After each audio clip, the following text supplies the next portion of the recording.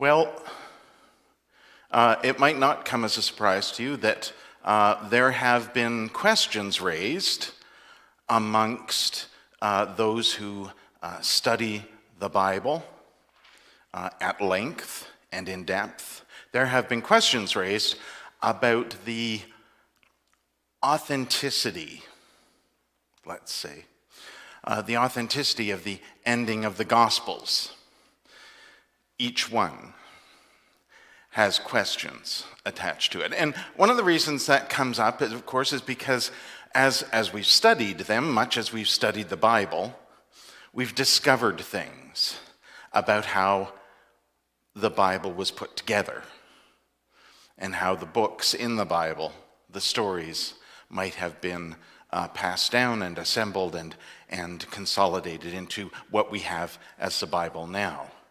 And so when people look at the Gospels, for example, they've come to the conclusion that of the Gospels that are in the Bible, there are more, but certainly of the Gospels that are in the Bible, Mark is clearly the one that was written earliest, followed by Matthew and Luke and John much later. And there's a variety of reasons for that. It's all very interesting, and please feel free to look into it. I'm not really going to go into depth to it now, other than to say that one of the things about the Gospel of Mark is that the oldest versions that we have of the Gospel of Mark end with the empty tomb. It's generally believed that everything after that, that would be the latter part of chapter 16 of Mark, everything after that was added later. And that ends simply with the tomb is empty. Off you go. But there's a bit more that was added. And then Matthew and Luke have post-resurrection stories of the appearance of Jesus, and of course John does too. Last week we had the famous story of Thomas, who for some reason gets labeled as the one who doubts. I'll come back to that in a sec. But of course, now we have some questions raised about the authenticity of some of those post-resurrection appearance stories. And I'm saying authenticity simply in the context of where'd they come from, as opposed to the whole gospel truth versus historical debate. I don't want to get into that just now, but what I do want to say is they're all nonetheless true to the gospel. Whether they were added later or they were written at the time because that's, how things happened. Here's the thing about that for me. Don't care. It's not that I don't care, it's that it doesn't make any difference to me. And here's why. I think that all of the story of Jesus up until the resurrection, up until the empty tomb, all of the story of Jesus is about Jesus. Everything after the empty tomb is about us.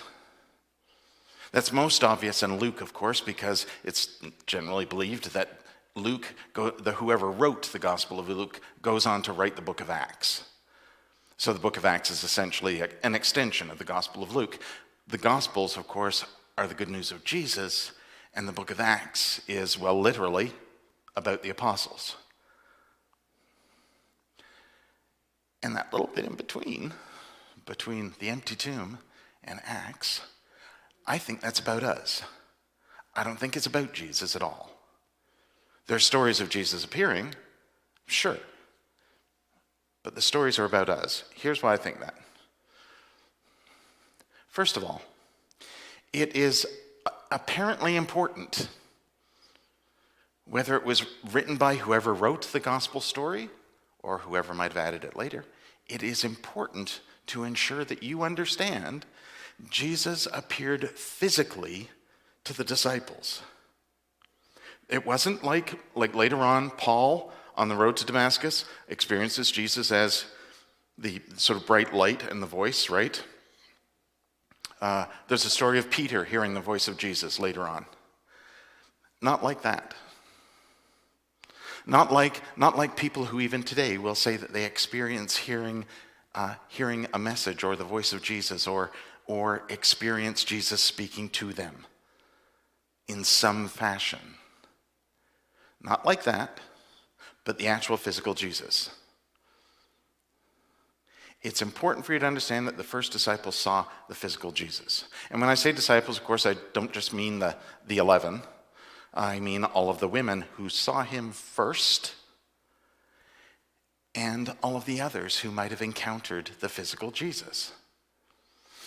For Luke, especially, it's very important that you understand that Jesus is there in person. He's not a ghost, or, as I might have mentioned a week or so ago, not a zombie, but Jesus. And this story makes it absolutely clear, once again, nobody, not just Thomas, nobody was expecting to see Jesus alive. It's not a question of, and for me, by the way, that's not a question of doubting Jesus. It's a question of perhaps doubting our senses and our ability to comprehend the miracle that Jesus would be alive physically. I don't have an answer for how that happened physiologically. I don't need to. In fact, the more, for me, you try and explain this resurrection story, the more you try and explain it,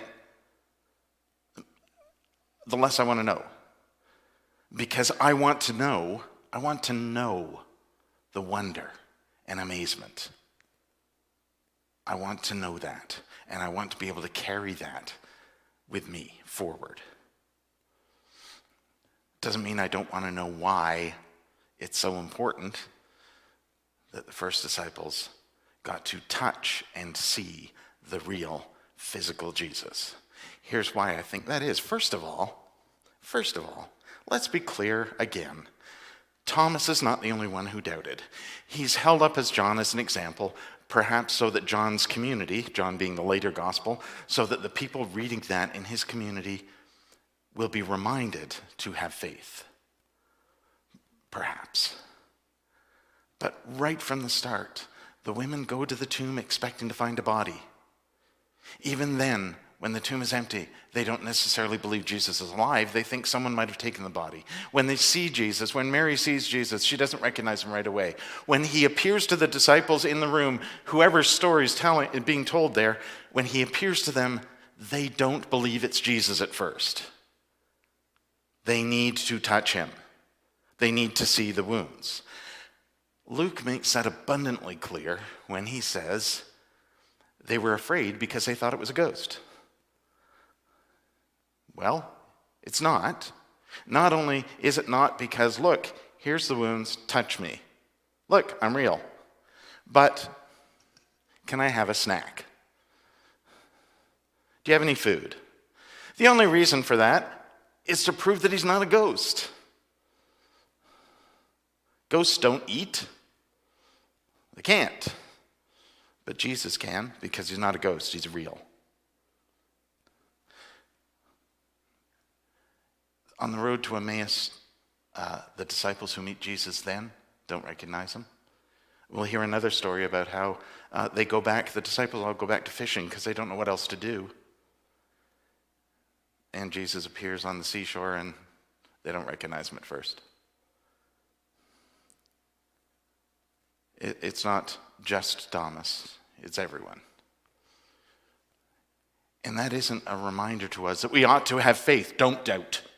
Sorry, I didn't mean to point. I did mean to point, because that's usually how we say that. Don't doubt, have faith.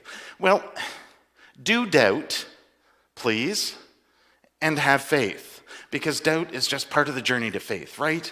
We've talked about this before, last week even, I think. It's part of the journey of faith. Not only is doubt okay, asking questions is important. How else will you learn faith? How else will you engage faith? But with questions and finding our way. But there's more to it than that, isn't there? When Jesus appears to them, the first thing he does is show how he was wounded. It's not the Jesus pre-death. It's the Jesus of death. It's the wounded, broken Jesus. The disciples don't see the Jesus they knew back then. They see the one that left them. Because they need to see the wounds. They need to see the brokenness. Because we all experience that in our lives. We don't experience those little moments of resurrection in our lives without having first experienced the hurt and the pain and the suffering and the brokenness and the death.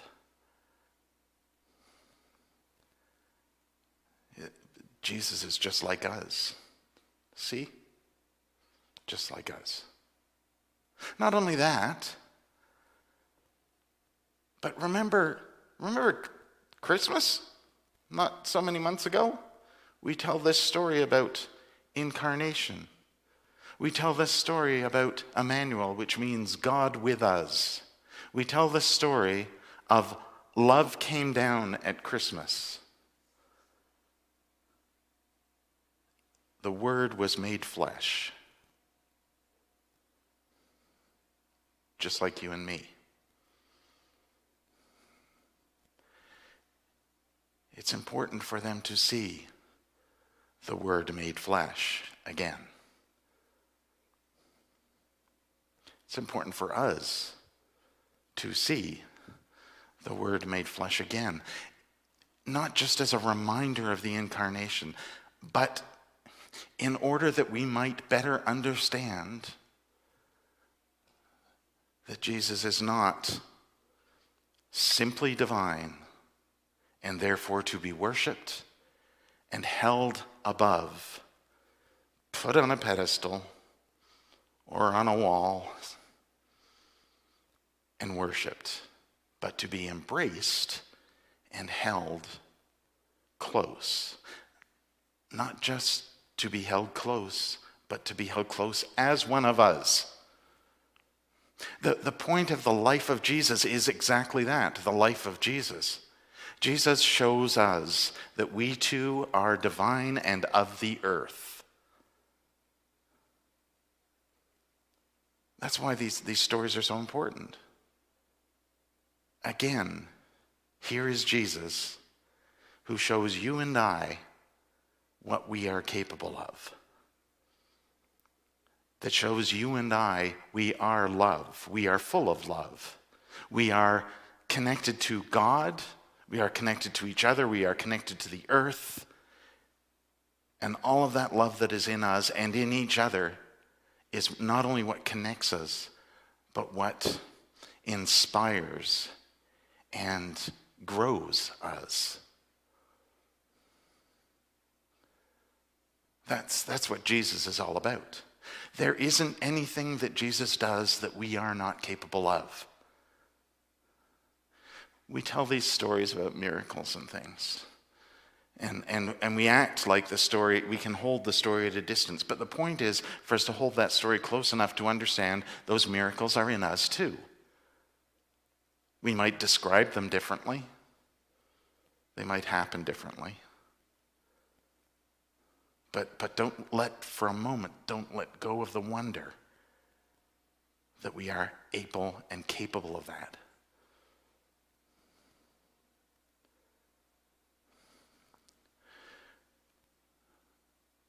We are of the earth and divine. The life of Jesus shows us that. The death and resurrection of Jesus reconnects us to that power. We ought to be searching for every and any means of doing that.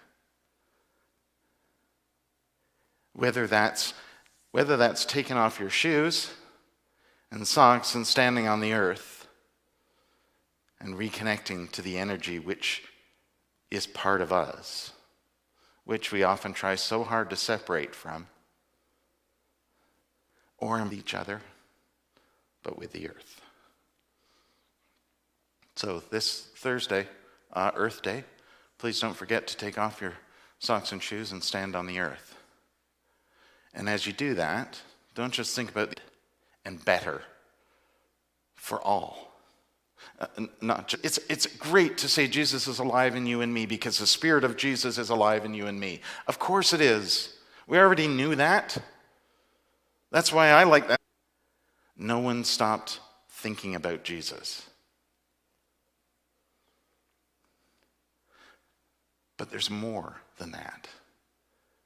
Jesus is alive in each of us, in the earth, that spirit of love. That's why each of these stories isn't just about Jesus being physically alive and then being able to touch him and see him. They're about Jesus saying, you are witnesses to this.